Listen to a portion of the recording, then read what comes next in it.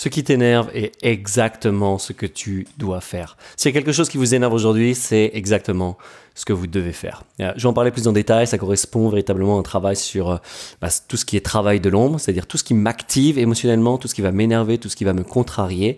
Il y a beaucoup à apprendre, ça veut dire qu'il y a quelque chose, il y a une pépite, il y a quelque chose que je dois faire. Et parfois je résume par cette phrase, ce qui m'énerve est exactement ce que je dois faire.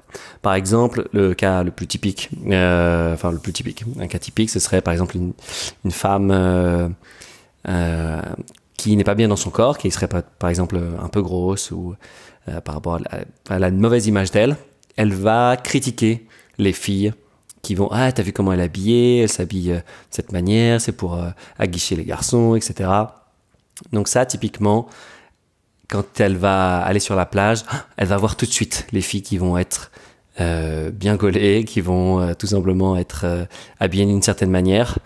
Ça va l'activer émotionnellement parce que ça va refléter quelque chose qu'elle ne veut pas voir d'elle.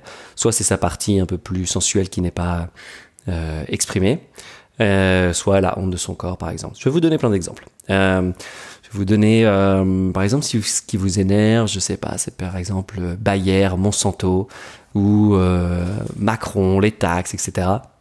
C'est de voir, ok, qu'est-ce qui m'énerve là-dedans? Ce qui m'énerve peut-être en fait, c'est de voir mon impuissance. C'est de voir que ces gens-là peuvent faire quelque chose et moi je suis complètement impuissant. Donc ça reflète complètement mon impuissance dans ce système.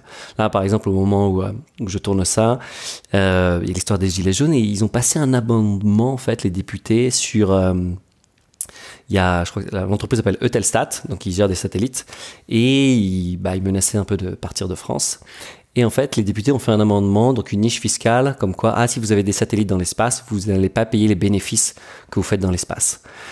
Et j'ai trouvé ça magnifique, déjà de voir la créativité de la fiscalité française, mais aussi de voir, donc par exemple, si c'est des choses qui vous énervent, de voir, attends, on parle de taxes, etc., que les gens y payent, et on fait une niche fiscale pour ceux qui sont dans l'espace, quoi, pour dire, vous êtes dans l'espace, donc vous payez pas la cotisation foncière des entreprises, la fameuse CFE, ce genre de choses. Enfin, il y a tellement de taxes.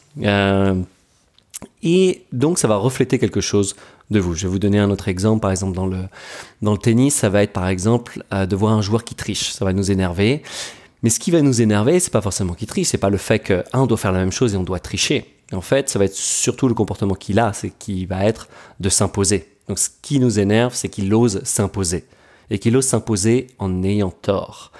Et vous savez que vous avez raison et vous restez pantois, vous ne dites rien parce que vous avez peur. Par exemple, vous êtes dans le doute. Et vous avez remarqué, peut-être, pour le joueur de tennis, un tricheur ne doute pas. Il est sûr de lui. Il est toujours sûr de lui, le tricheur. Et on va avoir envie, en fait, finalement, de sa confiance, de sa capacité à s'imposer, à dire stop, etc. C'est ça qui va surtout nous énerver, finalement. Et c'est de toujours voir ce que là reflète de nous. Dans le bouquin Le processus de présence de Michael Brown, en anglais, il dit quand vous êtes upset, donc quand vous êtes contrarié, it's a setup, c'est un piège. Donc c'est un jeu de mots entre upset et setup. Donc, lorsque vous êtes contrarié, c'est un piège. Et en fait, c'est fait pour vous rendre compte à chaque fois, ok, qu'est-ce que ça reflète de moi? Donc, c'est très important dans ce travail de l'ombre de noter à chaque fois qu'est-ce qui m'a énervé, quelle situation m'a énervé. Et j'aime bien résumer par le fait que ce qui m'a énervé est exactement ce que je dois faire. Je prends un autre exemple. Vous voyez par exemple des pubs Facebook de gens qui vont faire comme vous. Par exemple, imaginons que vous êtes coach et vous voyez des coachs pareil qui font un peu comme vous et ça va peut-être vous énerver. Ça va vous énerver parce que ils osent faire de la pub Facebook ou ils osent en parler ou peut-être qu'ils gagnent plus d'argent que vous. Mais vous allez remarquer que vous n'allez pas être jaloux des gens qui gagnent plus d'argent que vous dans un autre domaine que vous. Par exemple, vous n'êtes pas forcément jaloux de Roger Federer qui gagne des millions juste pour jouer au tennis finalement. Ou de gens qui vont gagner, même dans d'autres domaines, ce serait la banque ou l'immobilier ou des trucs beaucoup plus classiques. Ça va pas vous énerver. Et l'idée, c'est de voir, ok, pourquoi ça m'énerve quand c'est lui? Qu'est-ce qui se passe? Ça reflète en fait que je ne travaille pas assez. Ça reflète parce que je ne suis pas vraiment dans ma passion, dans ce que j'apprécie le plus.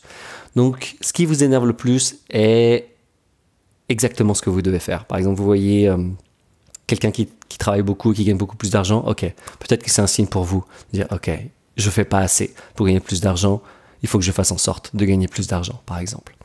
Donc, cette idée-là, ce qui vous énerve est exactement ce que vous devez faire, est pleine d'apprentissage. Donc, l'idée, en fait, lorsque vous êtes activé émotionnellement, donc ça crée une contrariété, une petite chose en vous, une petite sensation, ça va être la première étape de dire « Ah, génial, je sens une activation émotionnelle.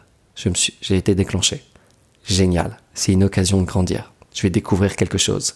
Je vais découvrir une partie de mon ombre, quelque chose qui est non exprimé en moi. » Deuxième étape, ça va être de se connecter à la sensation. C'est pas tout de suite passer dans le jugement, dans les histoires et dire « Ouais, t'as vu comment il se la pète, etc. » Et d'ailleurs, dans ça, vous remarquerez que vous allez critiquer uniquement les gens qui sont au-dessus de vous ou à niveau quasiment égal, ou que vous allez dire un petit peu, ils sont un petit peu au-dessus, ou vous allez vous sentir menacé par ces gens-là.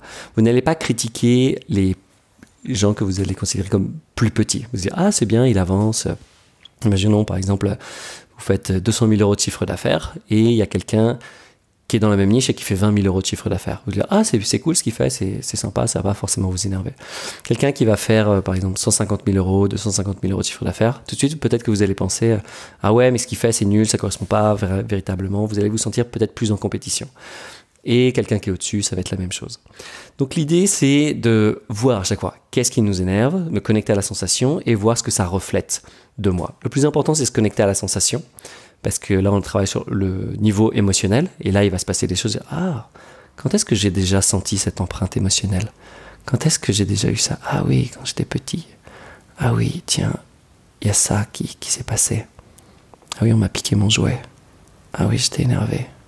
Ouais, j'étais très en colère. Il y avait de l'injustice, je me sentais frustré. Donc, il y a toujours quelque chose, et c'est important de comprendre la philosophie globale, c'est que dès que vous êtes contrarié, c'est juste un reflet des traumas de votre passé. Et c'est important d'avoir cette grille de lecture, même si au début vous n'allez pas forcément y croire. Et moi de mon côté, à force de travailler finalement avec cette grille de lecture, je me rends compte que je suis de moins en moins activable.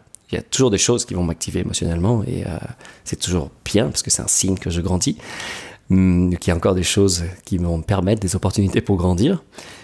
Mais je me rends compte, waouh, en fait ça marche, c'est vrai que ça avant ça m'énervait. Et vous allez tellement changer intérieurement que les gens autour de vous vont changer. Je le vois par exemple dans mon cas avec mes parents où ils m'énervaient. Et maintenant c'est très rare, je me sens juste activé dans mon cas par exemple quand ils s'énervent. Je suis encore dans ce qu'on appelle le paradoxe, c'est-à-dire moi je vais pas m'énerver, mais ça m'énerve qu'ils s'énervent. Et où je vais me sentir un peu triste, qu'ils sont encore dans la critique constante. Et donc c'est ça qui va m'activer encore émotionnellement. Mais envers moi, c'est beaucoup plus fluide et voilà, il m'énerve beaucoup moins. Donc c'est un travail qui donne vraiment ses fruits et que je vous invite à faire. Ce qui vous énerve est exactement ce que vous devez faire. Donc je vous invite à lister ce qui vous énerve de manière générale dans une journée. Qu'est-ce qui vous a contrarié? Vous avez vu une photo d'un ami, vous avez vu quelqu'un qui gagne plus d'argent que vous, quelqu'un qui est plus beau que vous, quelqu'un qui a plus de succès que vous, quel que soit le domaine, peut-être qui semble plus heureux, qui semble plus épanoui, qui gagne plus d'argent, qui voyage plus que vous, qui a plus de likes. Et de voir, ok, qu'est-ce que ça reflète de moi? Waouh, si ça reflète ça, c'est peut-être que j'ai quelque chose à faire. Et dans ce domaine-là, ah oui, ça veut dire que je travaille pas assez. Ça veut dire que je ne me donne pas à fond. Ça veut dire que ce n'est pas assez clair pour moi le domaine dans lequel je veux travailler. Voilà, ce qui vous énerve est exactement ce que vous devez faire. Et l'idée, c'est que derrière, il y a toujours une peur en fait. Et donc, comme vous avez cette peur, vous allez facilement critiquer les autres. Et voilà, ce qui nous fait le plus peur est ce qu'on doit faire. Une conversation, une action, un coup de téléphone, peu importe.